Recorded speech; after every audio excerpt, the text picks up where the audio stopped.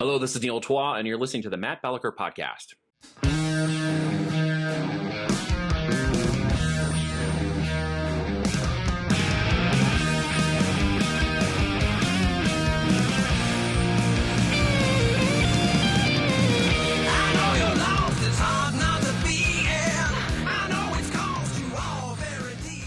Hello, good people. Thank you for tuning in to the Matt Balaker podcast. Today's guest is an entrepreneur, author, girl dad, former IBM exec who founded Voltage Holdings. Please welcome Neil Twa to the program. How you doing, Neil? Hey, Matt, doing great today. As I like to say, I'm too blessed to be stressed. No one listens to me complain anyway, so I'll just go with that. Yeah, a podcast is just complaining while there's a lot of demand, or I should say there's a lot of supply. I don't think a lot of people really want to listen to that. So no, not particularly.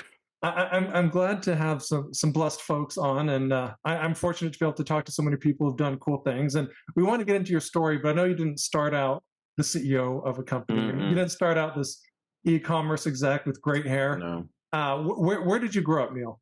I grew up, ironically, I was born in Missouri, where I'm at now, but my parents left when I was 2. We bounced off Arizona for just a little while, and then my dad found work up in Southern Oregon, where we ended up in Southern Oregon until I left to go to college. Okay, so I've been through Oregon a few times, been on vacation and road trips. What was it like growing up or living in Southern Oregon?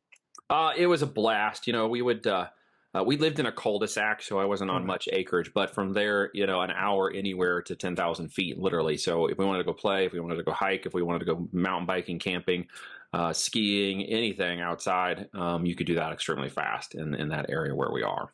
Nice. Well, what are your favorite outdoor activities, Neil? Loved mountain biking for a long time. I'm a little older now, doesn't do so great on the joints. But I love the inclusive bike rides. Where we pack up and go out and camp and come back. Enjoyed that immensely. Love to walk on the property out here with my wife every day. We try to get our 10,000 steps in, so we go out and get those in every day. So you get 10,000 steps in a single day. You don't stretch it out over a week. Well, we get those every day. Yeah. Nice. Well, so you're born in Missouri. You moved to Oregon. You do all these exciting outdoor things. But what was your first job? When did you kind of get the entrepreneurial bug, so to speak? Well, everybody says find something you're interested in doing and turn that into something that you love. But honestly, with my dad was a hardworking guy. He worked for 30 years at the same company. He was a 2-tour Vietnam vet, so we got into the car. We did all our own thing. He was a pretty tough guy, cussed a lot. He's a very different guy now than he was back then. Especially around grandchildren. But, we learned to be tough. We learned to grow up and play and do the hard things and do the work and put in the time. Loved being around that area just because there was so much to do and the family to do it with. But what I eventually did for a bit, because they didn't want me working outside the home, was I would go around and just mow lawns. So I would just go to neighbor by neighbor and say, hey, $5, $10, $20, whatever I could get. I'd negotiate a deal and I'd mow their lawns, and that gave me some side hustle money to just kind of get me going. Because we had what we needed, but we were not rich by any standards. I don't even think we really met the middle class standard. We were on the low of the socioeconomic. We had the food and the clothes, and we had what we needed. But anything above that, you just simply didn't ask for it. I like to joke and say that profit and money in our house was a 4-letter word. We just didn't talk about it. Dad provided what he could, and anything above that, if he kept asking for more, was just disrespectful. You do it yourself. You figure it out. Figure it out. Do it yourself. And so my first job was mowing lawns. And what did you learn from your days as a lawnmower? It's too hot in Oregon when it's 102 degree outside to be mowing lawns. I learned real quick I did not want to be in that kind of job for the rest of my life. Yeah. I mean, that's probably the most valuable thing about first jobs. Like when I was 15, I was a telemarketer for a few weeks, and man, yeah. I never want to do it again. For a few weeks. I had a similar stint in college for a few weeks. It's brutal. I mean, it does thicken your skin, but it's like... Oh, I hated telemarketing. Yeah, I'd forgotten I even did that because it was just a 2-week blip on the radar in college. So what did you study in college? Well, I actually didn't want to go to college. I actually wanted to go into the military, specifically the Air Force. I wanted to be a fighter pilot, kind of all or nothing. So I didn't do anything to go, be prepared for college whatsoever. I was a very good student. I played music, played in jazz and ensemble and all that stuff. Plus, I was also in the basketball team. So I was pretty busy with all that stuff, but just didn't want to go to college. Everybody was like, get a college education. This is what you need to do. My parents did not have a college education. So everybody was pushing me to do that. I really didn't want to do that. I wanted to be a fighter pilot. College was a fallback position when I actually could not get in and fit in the cockpit. So I have a friend of mine I met here not too long ago, his story, and when he was telling me the story, I'm like, you can't possibly have the same story as me because I've never heard this before. His problem was his legs were too long. So he couldn't sit in the cockpit of the F-15E and have him close the canopy because his legs were too long. My problem was my torso was too high, and with the helmet on, they couldn't close the canopy. So we both failed out. So I was like, well, now what? I guess I'll go to college. When did you realize you were too tall to fit in the cockpit of a when fighter they plane? set me in it, and as part of the big steps of getting qualified to start the enrollment, they were like, "You're never going to fit in a fighter pilot." I'm like, "Well, crap." You're like, couldn't you have told me this 10 years ago? Well, they're like, "Well, you could fly helicopters, or you could go fly a transport plane, or you could get into the aircraft maintenance. You could go do something else. You're just not going to be a fighter pilot. You don't fit. Like, I'm too tall on one side, my legs were shorter, his legs were too long, and his torso was fine. But either way, we didn't fit." All So right, we're like, "Well, crap." So you weren't going to be the real life Tom Cruise, dude. I had my heart set on it so much so I was not listening to anyone else. I was going to go straight in, and so I get to the end of the second semester of my senior year, and I find that out, and it's kind of like, well, now what? So I started applying for college. I had a music degree. I had gone all state in Oregon. I had all the necessary stuff, so I filed for a liberal arts college that with work study paid for my education, and I went out to Iowa because that's where it was. Wow. What did you study in Iowa? Well, it was a music degree because that was part of the requirement. So music theology, music practical, everything about music. And I just realized as I got farther into that year two, and so I was going to live in a van down by the river, to borrow something from SNL. It wasn't going to be cool either because nobody thought it was cool back then. It'd be totally cool today. It's super cool now, but yeah, super cool now. Totally looked down on back then. It's like the music factory wasn't hiring. That's no. I was gonna literally live in a van. I was like, man, this is gonna be poor. I do not want to live like this. It was either go into dank music ensembles, or go out into the streets, go out whatever you could do, or go be a teacher. And I was like, well, these are neither of the things that fill my desire like to go. And I was, by that point, the internet had come online. I'm going to date myself a little bit. I'm not that old, but man, has a lot changed in the last 30 years. Yeah. And with that, I was kind of like, wow, fascinating. I switched majors to business. The computer science lab was opening because we helped open it in the basement of the library by pulling out the excess storage area and setting up tables and chairs. And the first shipments of the computers came in. I was all hands on. No one knew what they were doing anyway. So we were just fiddling and playing around with computers until I got educated enough that they hired me in the computer lab. And by that point, I was hooked. And then I was working on the computers and inside and delivering them to the professors' offices and running troubleshooting and just, figuring out how to make them work. Because no one else knew. And at the time, did you think this will lead to something, or was it just a hobby? No, I didn't really catch on to it until I built my first website. So we evolved past the green screens. We went into the Windows, 3.1, and then Windows came online. And now you had your graphical interfaces, and everything was changing so fast, so quick. Windows 95 was just a catalyst beyond measure. When I saw that occur and we could start building web pages, I built a little website with my friend Ryan, who was my business partner and also my roommate, and it was a little trading site, like a minor eBay, just for the local university. And I was kind of hooked. I was like, man, we can sell stuff online. I have to figure this out, right? And from that, I just kind of got the bug in my ear. And there was no degrees. There was nowhere to go to learn anything else. You just learned everything as you could learn it, whether we were playing games or we were messaging people or whatever. It was just kind of like, how do you figure this out? For about a split second, I thought about just going down to Amazon and sitting on the doorstep until they gave me a job. But that didn't end up in the cards. Instead, I dropped out of college and went to work for a little consulting firm in Blue Springs, Missouri. I dropped out and went from Iowa down to Missouri and learned how to consult in a little bit bigger, corporate/banking environment where I was going out and helping them with their computers, more hands-on stuff. And started teaching myself how to program. I had tried a computer science for just a semester before I left. Turns out was not for me. We were just doing COBOL Fortran programming, and I'm like, I have no desire to do that. I met an adjunct professor who actually worked full-time at Sprint in Kansas City.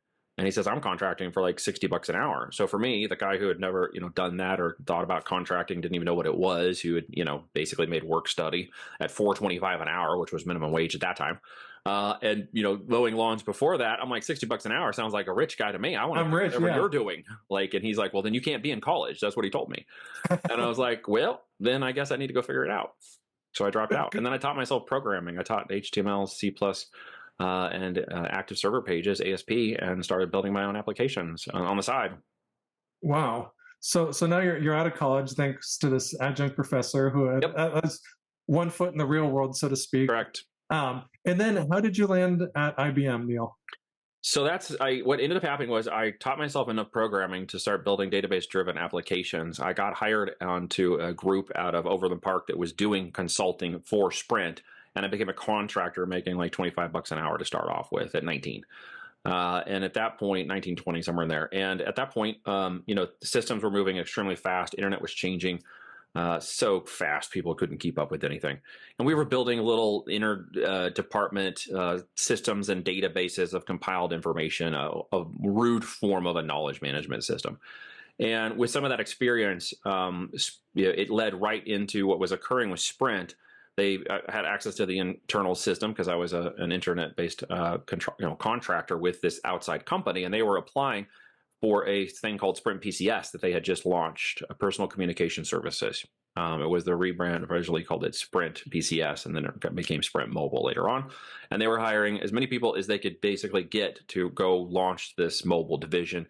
So I raised my hand, put my, with the blessing of them, and put it in there, and became a full-time employee at Sprint. At that point, they were launching the first mobile devices into the internet. And it was my job, with 4 other people who were about 40 years older than me, to build an internet-based knowledge system that could handle all the information they were using to answer the phone calls. There was about 2,500 reps at that point. I was like the 5,058th person badged into that company. And then in 5 years, it went to 80,000 employees. So I got to watch a hyper-growth situation with that company in the mobile world go and explode in 5 years. The team grew larger, the businesses grew larger. We then started running knowledge management systems and with machine language learning and huge databases, and I was leading the teams and helping with the team process in that. And then we launched a second version, became the first knowledge management implementation in a corporate environment. IBM came in and said, hey, we can help you with all your other systems of business and processes. And for about a year, I was a part of a lead team that was interfacing with IBM's lead team. And here's all the double doc shows up, Yale graduates, Harvard graduates, all these consultants, right, with their fancy stuff flying in and out all week. And I'm like, I want to be one of those guys. So I started to make friends with them and to make friends with some of the lead practitioners. I obviously had the aptitude to get it done. And they offered me a job at IBM. So I flew out to Armonk, and it took me longer to get out there than the interview. They'd already pre-scheduled my thing. It took 15 minutes on the interview, walked out with a job with IBM, and flew back and gave my 2 weeks notice at Sprint. Wow. So you kind of went from a consultant to working more full-time at Sprint to one of the biggest corporations in the world. Correct. Culturally, what did that do huge to your difference. head? Yeah. Really huge difference, right? Well, because the IBMers were all traveling constantly, they lived with their laptops and Amex cards. So to me, that was like another level of freedom that I had never expected to get, because I was working in cubicle places and bouncing around. When they came in, they were all there, they were gone, they were traveling, the suitcase, it all had this, I don't know how you say it, right? A sophistication to it. Sure. That I didn't have in the corporate side. And I'm like, I want that. And to get part of that, I also had to just play the role better. And I had gotten kind of depressed in my corporate job. I'd gained 100 pounds. It was horrible. And so I got to work on my life and my physical body and lost 100 pounds. Got busy working on all the things that mattered, and then got busy flying, because once I got my IBM corporate card and laptop, I was traveling to projects all over the place. So you actually lost weight while you were doing business travel? Yeah, I did. I discovered what I call the Subway diet. It was Subway for lunch. This was before Jared. Yeah. I don't want to be recognized with that guy, because I think he became a pedophile and went to prison, if I'm not mistaken. Yeah.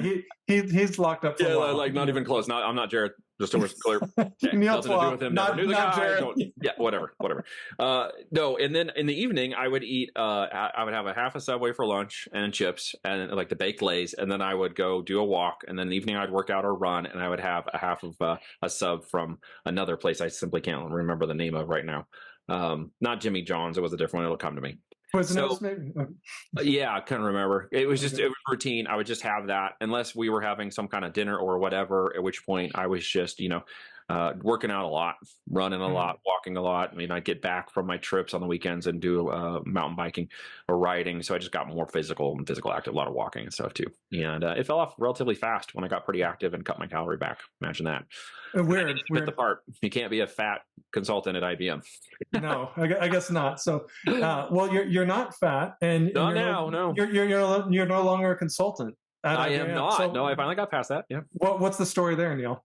Well, I mean, I rode that for almost 5 years. It was a lot of fun. I was traveling to places all over the world. I got to see all kinds of cultures, and I got to see different projects with very large companies and sitting in the board seats and flying to New York and Seattle and into Minneapolis and down into the South up in Canada and down into South America, and never actually made it very far out east. I was hoping to get some projects in like England or other places to expand my horizon, but got kind of old, quite honestly. Started to get to a point where after 3-4 years of that, I felt like I was the guy hitching a ride on those Indian buses with all the people on it and all the goats and Like stuff and the the chickens and triple everything. ducker ones. Yeah. Oh, it got so old, dude. I was triple, quadruple, double, triple platinum on every airline, every hotel, Okay. and all these stuff. For like after I left IBM for like 5 years, we used all of that. It took us like 5 years to get rid of all the points from all that. But what it got down to was I was realizing there was some changes. I met a girl that was probably a big catalyst and all that. And she lived out in Kansas City. She was finishing her BSN and nursing degree there, and she was from Oklahoma. And I ended up back on a project in Kansas City where I met her. And so just in a friendship and relationship, I'm like, wow, okay, there's actually, maybe something here. There's a friendship here. Let's see where this goes. And that never left my head. It was like the sand inside the clam.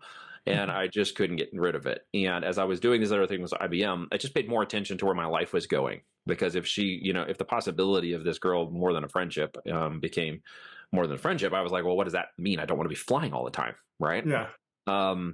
So as we got through that process and realized there was actually more than a friendship there, after about a year of realizing, I may marry this girl, I can't keep traveling all the time. And what ended up, the final catalyst was a dinner. We have an end of dinner at the end of each, project. And I'd gotten down to that last project. We were in Seattle working with Thomson Financial Company during the process of when they bought Reuters, because Thomson's a big legal firm and book publishing firm and all this stuff. And splitting time between there and New York, and a lot of time in New York was busy. But I was sitting around and I'm listening to this guy. At that point, he's 50. And we were having the end of dinner. He gets a phone call. It sounds like a cliche situation, but he's literally talking to his daughter. He's telling her, yeah, tell me about your day. Tell me, oh yeah, you guys had your ballet thing. That's so cool. I can't wait to watch the video when I get back and such and such. And he's explaining all these things. And when he gets off the phone, there's just this look to him. It's really hard to explain. There's an energy that leaves him. Mhm. There's just a physical presence, a look that comes over him. And I'm like, wow, I don't want that when I'm 50. Like, this has to stop now.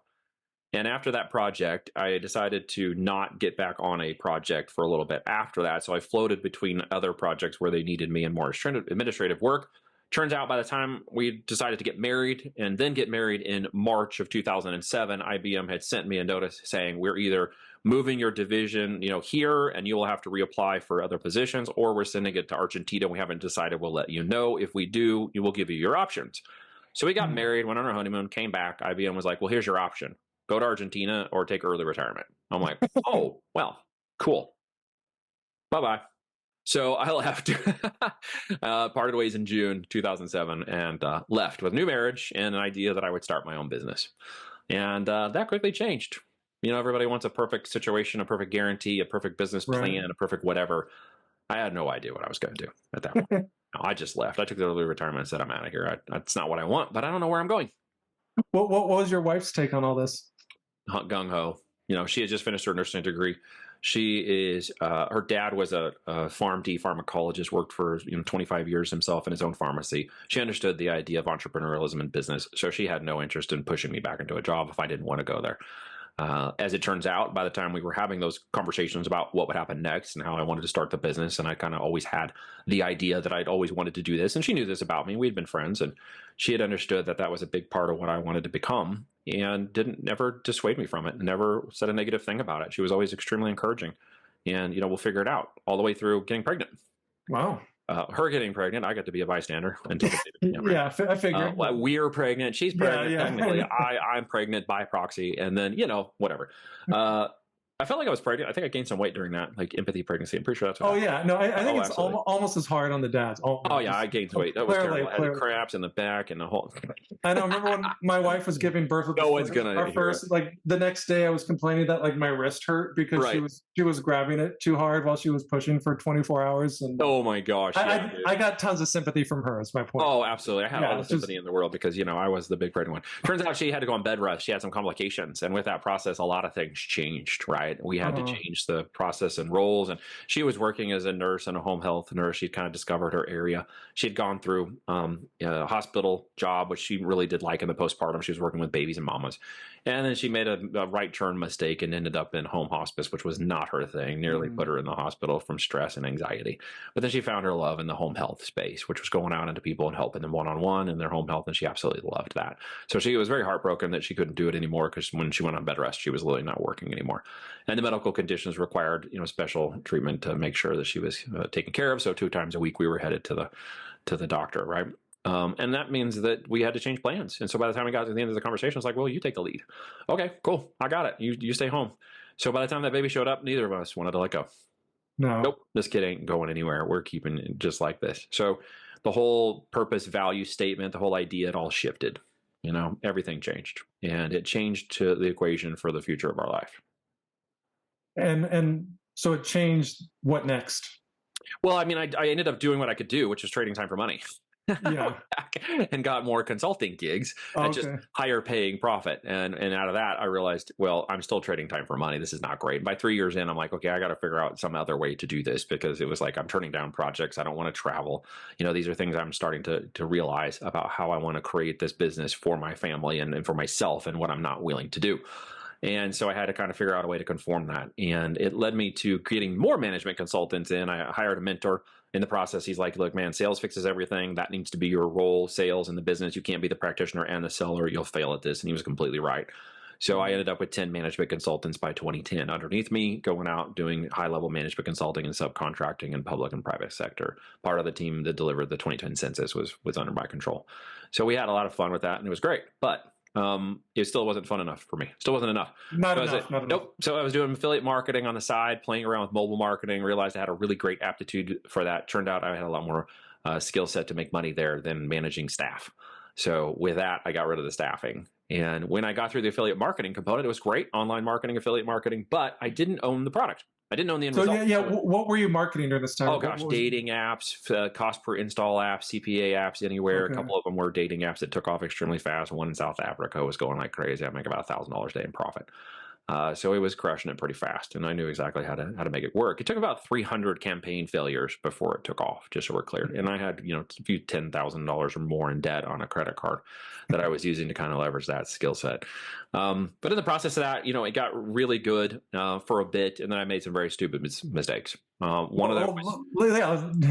Yeah. Tell. Oh, it was a life blunder, but it also set the course for how to do what I'm doing now.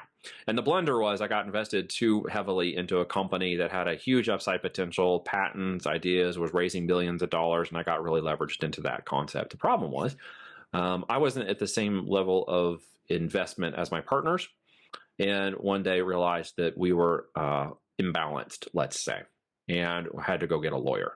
And with the lawyer to indemnify me and move me out of the business, one of the things we had to do was create a business bankruptcy and a financial bankruptcy to indemnify me from the things that were happening with those funds that I had no control over. And they were willing to sign that because they know I didn't have anything in control of it. The end result was, had to start over. But I had the skill set of affiliate marketing, so I went right back to that. Right. Well, you had to start over, and it was the title for a future book. That's pretty cool. So it's not for nothing. No. Again, all pivots in time. It was not fun, right? I mean, when Katie found out about this, we were pregnant with our 4th child, and she discovered the worst part of it at 10 o'clock at night when they came and repoed the van out of the garage, and things for a while were pretty big struggle. Wow. But I even have screenshots of the $269 we had in our bank account at one point with a family of 4 as we were making this work. But you know what? She never gave up on me. She always believes in me and has always encouraged me to do what I felt was right, no matter what, and has never dogged on me and been like, go get a job. And, she never just was that person for me. She was Wow. always a great sounding board and a trusted advisor and someone that was in the game with me. While she wasn't happy with all of that, of course, rightfully so. She did understand that what we were doing was the right thing to do. And we had a grace moment in that because we had the debt that was accumulated. We went to the bankruptcy court. It's not what you think. We didn't go in front of a judge. It wasn't this cool, made on TV thing. It was, 20 folding tables in an open gray room in the middle, and they were sectioned off by judges, right? And we walked in and they're like, yeah, you're number 9. I'm like, what? And we go over there and the guy's behind this fold up table. He opens this thing. He's like, yeah, you guys got a really crappy story. And I'm like, yeah, thanks. I needed validation for that. He's like, but I see you got a plan to pay it back. I see you've been working to pay it off. I see you've made good faith. And we're like, yeah, absolutely. We take ownership. We're responsible for this. We're going to fix it. And he said, well, I'm going to do something for you that, I think will get you on the right path. We were pregnant when she was literally, big and pregnant. Maybe that helped out. But he stroked a pin and wiped her debt out. Wow. Wait, so how can that happen? Well, because at that point in Oklahoma, where we were situated in Tulsa, he was able under the law to do that. He was able to strike a pin off and in good faith write off our debt. So it stopped all the collection, stopped the debt, stopped everything, and just zeroed us out.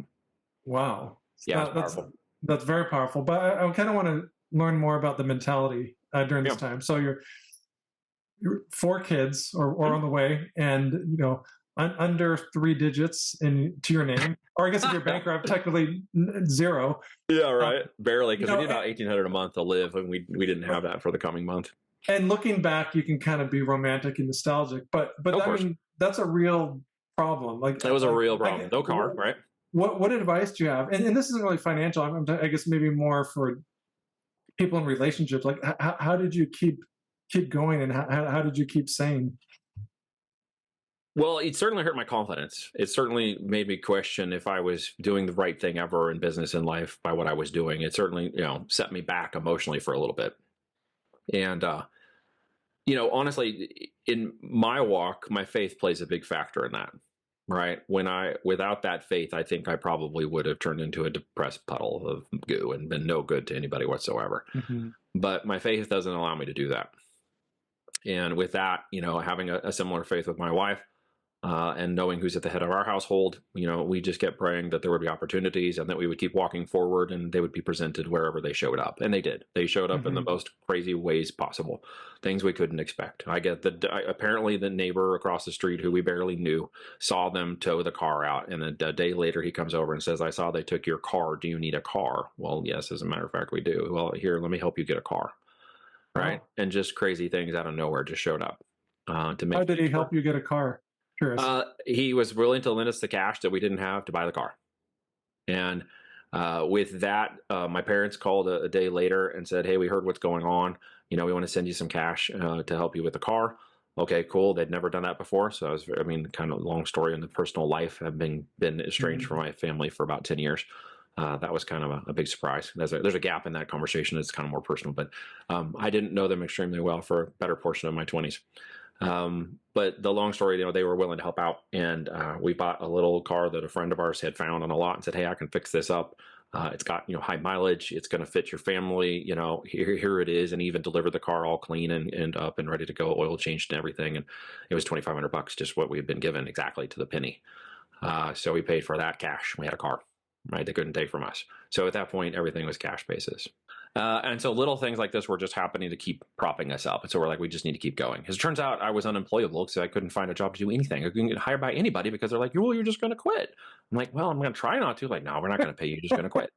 I called my friends in the consulting world, like, sure, we got some stuff, but it might not be, ready to go just yet. So what ended up happening is because of the complications of my wife's fourth pregnancy, I needed to stay right where I was and be in the family and doing the family things. And God was taking care of the rest because she had a terrible complication with that last pregnancy. Within 3 months after the birth, she had to go have a hysterectomy, and it was a botched surgery. So she died in front of me, and they resuscitated her, and then they took her back for the second surgery to save her life, and she died on the table once, and they resuscitated her, and then they had a third surgery when the first 2 didn't work. So within 36 hours, she was in fighting for her life in a hospital. It was sort of been an easy surgery turned into a battle for her life. Wow. And eventually they got it figured out and she's okay. And it just took her almost a year to recoup from all that nonsense that occurred during that really bad time at the hospital. So I ended up playing dad, mom, business guy, everything. And in that thing, I started to realize, well, what I can focus on is the marketing and the media and the things I know really well. But what I need to do is I need to figure out how to own the whole thing, because they, every time I got something going, they would take it out from underneath me. It was kind of this repetitive, thing, and I got to get something that continuously keeps going. Turn this entrepreneurialism thing into an actual business and stop just goofing around. And a friend of mine said, well, just sell the physical products. It was like this light bulb. I was like, duh. Like, oh yeah, just sell the physical products. Okay. I've never done that before in my life. How the heck do you do that? He's like, well, this thing called Amazon FBA, or Fulfilled by Amazon, they just launched it a while ago, a few years ago. You can send the products to them and they'll ship it to the customers. You just have to find the products. I'm like, oh, well, maybe I can figure that out. I got marketing. I've got engine experience. I got SEO and organic experience. So we might be able to figure this out. Turns out I could do it pretty well. And met a friend in that process named Reed. And Reed and I became fast friends, so fast that we started a business launching those first products in an arbitration format, just like find a product, sell a product, and see how the system worked. And then we realized, well, we'll own the whole brand. That'll make it easier if we make the product for ourselves. It was kind of an evolution. Like, hey, let's, instead of, borrowing somebody else's products, let's make our own. Let's build a brand. And we did. And in the first, about 3 years later, 2015, we had our first 7-figure brand online. That was doing pretty well. And then it just kind of what was the brand? It was a home and kitchen goods brand. Part of it's still running today, actually. Part of it we sold off. One of the products I discovered at 3 a.m. with one of my daughters up feeding her on an infomercial that wasn't playing for a thing called Seat Pets. And this was this pet thing you put in with the head and you strap it in, and the kids, their heads don't fall over, and they put crowns, and it's this cute dog or whatever. And I saw it and I'm like, hey, I think we can make one of these. And I called Reed the next day and I said, dude, what do we need to do to change this? How can we manufacture one? He did some due diligence and he came back and he said, hey, instead of making them just regular animals, let's put some anime characterization. Like, that was kind of popular, up and coming. So we made the animals look like anime characters. And we made the seams a little better and the stuffing a little softer, and we made the pouches a little bigger. We just listened to the problems the customer had, and we made our products better, just a little bit of customization. And sold 2,000 of them in the first 8 weeks. Wow. It just flew off the shelves. And then we raised our prices and we sold another 2,000. Pretty soon we were running that engine like crazy, and realizing there was this whole organic, what we call customer demand aspect, which launched the first version of our As Seen on TV brand strategy, which I eventually became friends with Kevin Harrington because of. And that's been part of the fun of getting to know him, and he became a mentor for me and someone we did business with later on. We just kept launching more brands. And in the process of doing that, more people kept asking us, well, how do you do it? And pretty soon we were helping so many people, we had to say, stop. Well, yeah, let's work on our own brands. There's a lot to unpack. There's a lot. What are some of the, I guess, most common mistakes people make when it comes to branding? So as we kept figuring out what to sell, eventually the phrase popped up after one of my first consulting calls, where I'd gone through and explained the process of, conditional learning and discovering products, kind of how I did just in your natural everyday environment. We called it the urban hack. Like, just go into your urban life, look at everything you bought in your Amazon account and everywhere else, and just say, hey, is there anything on there that I could possibly sell that's already, in demand and I'm part of an avatar, right? That led us to a question that got up at the end of that call, because after I did all that with him, he goes, I get it all now, it's fantastic, but what the heck do I sell? And it became a phrase we just used through the entire process of our business and life in the first chapter of our book, What the Heck Do You Sell? In fact, we got a guidebook coming out called What the Heck Do I Sell? Very shortly. And it literally gets down to understanding the conditional demand of products in the market already in flow, something you don't have to create, something that doesn't have to be a Shark Tank or if you build it, they will come, kind of thing, to borrow it back from Iowa again. Is that 99% of products are all innovations of existing products. They just take a slightly different, USP, unique selling position in the market, and provide a slightly different value perspective than the original. In simple terms, this was like crock pots. That now are Instapots, right? Not a far jump but a unique selling position. Now it's air fryers, right? They kind of moved across the line. So if you follow that same pattern, every product has one of those, literally, and only very few products are invented anymore, right? So when we followed that process of what the heck do we sell, we ended up with an entire pipeline of product determined by the numbers, right? How to analyze the profitability of the numbers, most importantly, and determine what's in demand, what is most profitable, and how many of those can we sell. And from those metrics, we are able to then determine what the market wants from us, we're not smart enough to tell the market what it wants. Okay. And why sell on Amazon versus trying to build your own platform where they go direct to you? Well, when people say they build their own platform, et cetera, they usually and typically think, well, I own everything, which is not actually true. Unless you own the internet behind it, the servers behind it, the server farm, and the software you're using, you technically don't own all of it anyway. So there's this misnomer that, I don't own what is on Amazon versus on TikTok versus other places. No, technically they own that component. You're playing on their platform. You can go on to Shopify and say, well, I own my own website. We'll find out if Shopify will cancel you and ask me how I know. They will shut you down there too. So the end result is, unless you, again, own your entire infrastructure, you're playing on somebody else's platform, okay? I just chose Amazon first because once I discovered that I didn't have to physically move the products, put them in my backyard and in my garage, that I could focus on what I was good at, which was the marketing, organic, and paid traffic side of it. And Amazon has those components. It has both the organic and the paid traffic component. There's not another platform outside of Etsy where you can do that online and see the positive impact of organic when you use PPC traffic. Okay, I can use Facebook ads and that kind of stuff. No organic traffic from that. I can use TikTok ads, no organic traffic, so on and so forth. When the ads stop, the engine stops.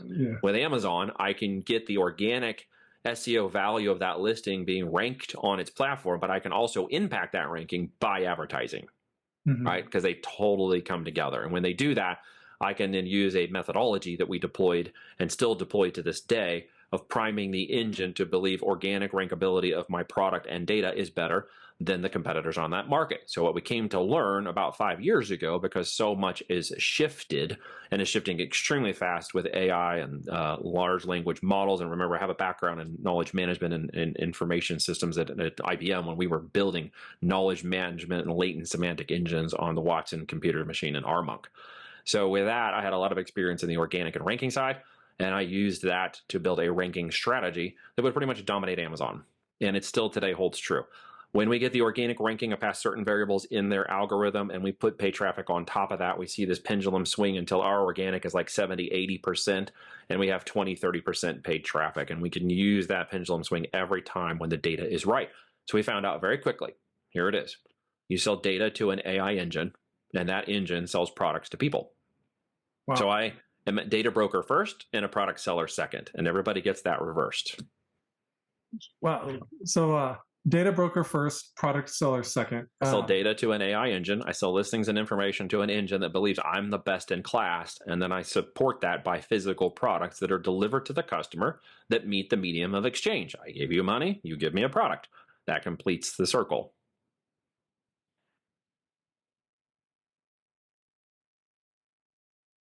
Technical difficulties in my head.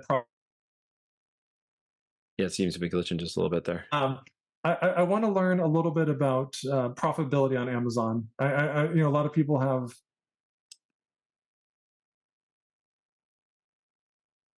on your experience. Yeah, so profitability on Amazon is one of those things in which you have to make sure that you go by the numbers. Amazon has referral fees, structured fees, platform fees, warehousing fees. We have fees for marketing. We have fees for the products themselves. We have fees for imports and other things. And you have to take that whole, what we call landed cost of goods, into account for every unit sold. And then you need to make sure that you're selling it at a retail price point that allows a profitability in our world above $12 in net profit.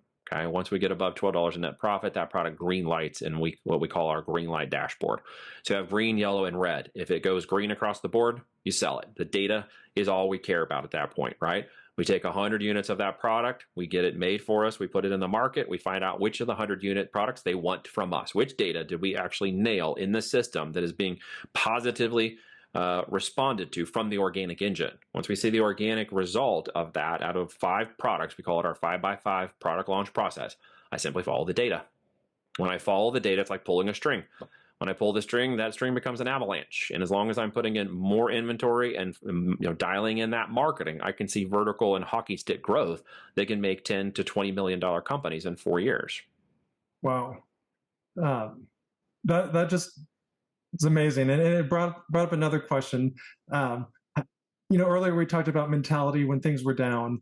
You've obviously turned your life around.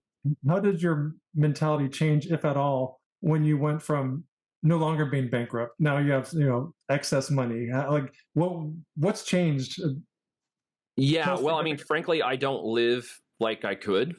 Hmm. We bought an 1,800 square foot home on 50 acres in the country.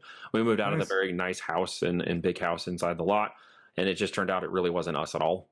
A nice property, big house, all that, and we're like, yeah. So we moved to 50 acres in the country. We bought the smaller house. We had smaller kids at that time, so they grew up. We have since expanded the house. It's closer to Mhm. 3,000 feet now, which makes a little more room with 6 people in my house because I got 4 daughters. We homeschool our daughters. That's been our value focus since they came home. Like I said, my wife would never let go of that child. Well, she didn't let go of any of them. So we've kept them all with us. We've all do homeschooling together. We build our life together. We're teaching entrepreneurial classes. The girls are working on their projects right now for their different business types they're going after. My 16-year-old wrote her first book when she was 15. She's working on her second one now. The other girls are working on business videos for me for both learning how to affiliate market those videos, with also producing videos for clients who need reviews and things. They're working with the clients to help them with that. And so they're getting pretty engaged in every aspect of the business. So for us, our lifestyle now is what we designed it to be. It is always around our family. It is purpose and value over profits. And as the businesses have grown and did what they did, it has stayed focused on that value statement. So our life runs here from the homestead. I do my podcasting in our business. We have 21 accounts under our control. Now we are buying businesses in between 5 and 15 million in size with our PE growth capital, Patriot Growth Capital group. We're acquiring different companies and we're continuing to grow up. So Wow. what it really gets down to is it's who you know that gets you in and what you know that keeps you there.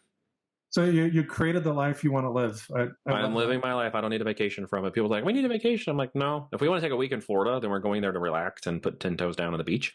We're not Hmm. there adventure. We don't need to do that. We could stay there a month. The end result is, I live a life that is very different than the one I did before, but I chose to build a life that was focused and centric around my family and then find a business model that incorporated that in. And e-commerce did that for me. Thank you, e-commerce. Yeah, Uh, it's been wonderful. our listeners are curious, as am I. You have a new book, I do. and there's an opportunity if you type in Balaker, we'll put the description uh, in the show episode. But please share with us, Neil, what your new book's about.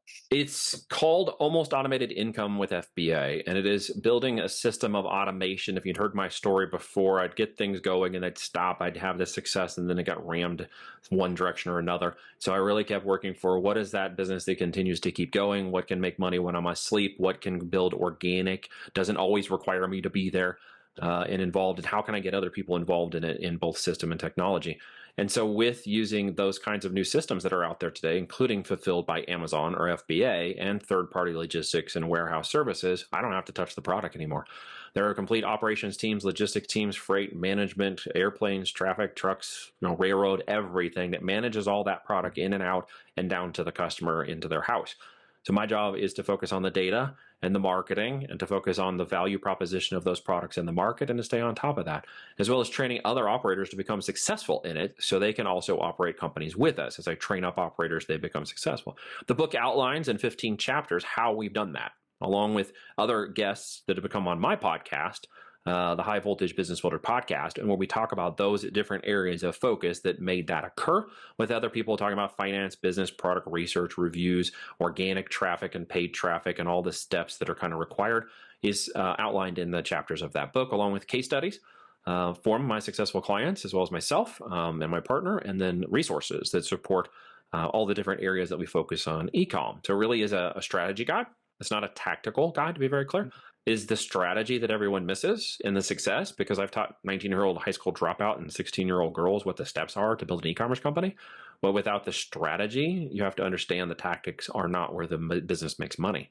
This is where systems of automation, controls, blinky light dashboards, and softwares we use now can have an operator running 3 multi-7-figure businesses with one operator, right? With so much automation now and AI and systems of automation in place, I want people to understand that once you learn how to do this correctly, if you build it from the beginning with the end in mind, which is the exit, there's a lot of money to be made during that process of growth as that company's going up. At the exits where the real money's actually made.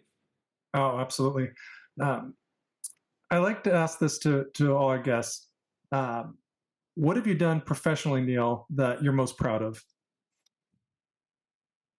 I have a laundry list of people behind me who, thanks to my effort, my partner's efforts, and the coaches and wonderful people that have been in our community, they're more successful than me. I have a whole list of them.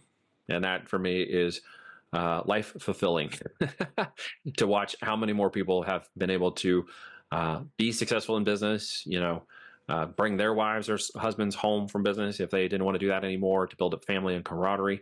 So in business, I would say my greatest successes are those of the people whose lives have been changed by being able to be involved with them. I love that. And what are you most optimistic about, Neil? This year is, I think, going to be more pivotable. That's a great word. Pivotable. Sure. Pivotable. You say it too fast and it's like pivotable. Pivotable. It's going to be a pivotable world. I think there's so much change happening. Most people don't see it. I see big picture as the CEO now in the company that oversees everybody and all relationships and everything that goes around and all the brands. At the big picture, I have to see where the ship is going. I have to watch out for the iceberg. I'm the guy that makes the business deals. I'm the one that leads the front. I've got to be on the lookout. And as I'm on the lookout, and watching the last few years, and in 17 years of doing business, I've seen many things occur in very dramatic ways. Okay, 2020 was the last most dramatic way we've ever seen it happen. I mean, we saw hyper growth in first quarter 2020, right? Absolute hyper growth. We also saw costs go through the roof. Containers that were $3,500 and $4,800 for a 40-foot container, we were paying up to $25,000 per container. So I'm not seeing anywhere near that kind of drama that people believe they see in the marketplace. What I'm seeing is onshoring is happening. Products are coming back. Businesses are coming to invest in America. I'm extremely bullish and optimistic that this year is going to be like a rubber band slinging back, that most people right now are just watching the surface level and the nonsense and paying too much attention to the negative side, while not realizing that underneath the current, there's a whole business movement of myself and friends and people I know who are deploying capital into new businesses and ventures and growth that is like a slingshot waiting to come snapping back. And I think by third and fourth quarter this year, most people are going to realize they weren't paying attention, and they're going to miss out on this enormous opportunity for wealth transfer that's occurring this year. Very cool. Well, where can people learn more about you and what you're up to? So, if you're a podcaster, thank you for having me on. Very, very appreciative, Matt. You can go check out my podcast, the High Voltage Business Builders Podcast, on all the regular stations and channels, Apple, Spotify, everywhere else, YouTube, etc. You can also check out a copy of the book on Amazon, or you can go to my website, voltagedm.com, and grab a digital copy of it for like $5. There's a paperback book as well, plus a workshop training and presentation training with myself and Kevin that goes over our as seen on TV strategy. And anybody interested in building a real business, deploying real capital, that's 50 to 100K year one, because we're very serious about what we do. There are only 5 spots that open every month for those candidates who want to apply to work with us. It is an application-only process. Very cool. Well, Neil, thank you so much for joining us. Can't wait to have you back. Thank you for having me on. Thank you for listening to this episode of the Matt Balaker podcast. To learn more, please check out mattbalaker.com and encourage your friends to like, subscribe, and share. Really appreciate it.